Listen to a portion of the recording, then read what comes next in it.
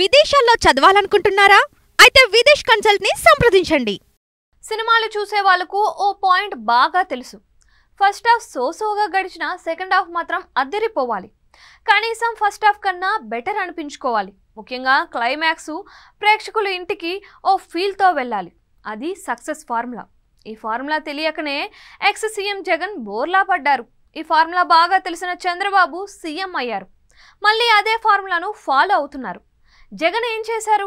వస్తూనే అన్ని పథకాలు టపటపటప అమలు చేసేశారు. అప్పులు చేసుకుంటూ బటన్ నొక్కుంటూ వెళ్ళిపోయారు.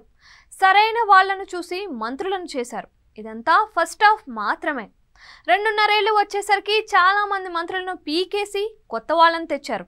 దాంతో అంతో ఎంతో సమర్థులైన సదరు మాజీ మంత్రులంతా సైలెంట్ అయిపోయారు. చివరి 2.5 సంవత్సరాలలో జగన్ చేసింది ఏమీ కనిపించలేదు. పైగా ఈ 2.5 ఏళ్ల సెకండ్ హాఫ్ను చంద్రబాబు వాడుకున్నారు. జగన్ బటన్ నొక్కడం తప్పు చేసింది ఏమీ లేదు అన్నారు. రోడ్లు పాడయ్యాయి అన్నారు. రాష్ట్రం అప్పుల పాలైంది అన్నారు.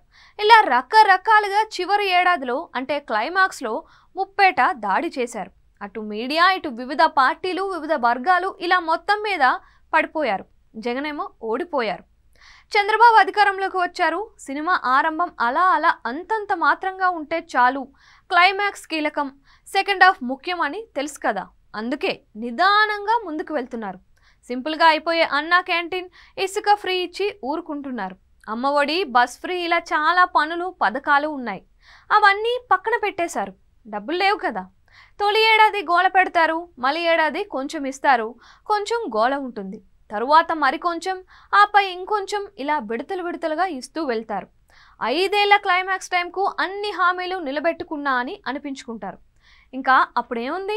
జగన్ విమర్శించడానికి ఏమీ మిగలదు. జనం కూడా ఇచ్చిందే గుర్తుంచుకుంటారు. వస్తూనే ఇవ్వని సంగతి పక్కన పెడతారు. ఎంతైనా క్లైమాక్స్, సెకండ్ హాఫ్ ఇంపాక్ట్ వేరు కదా.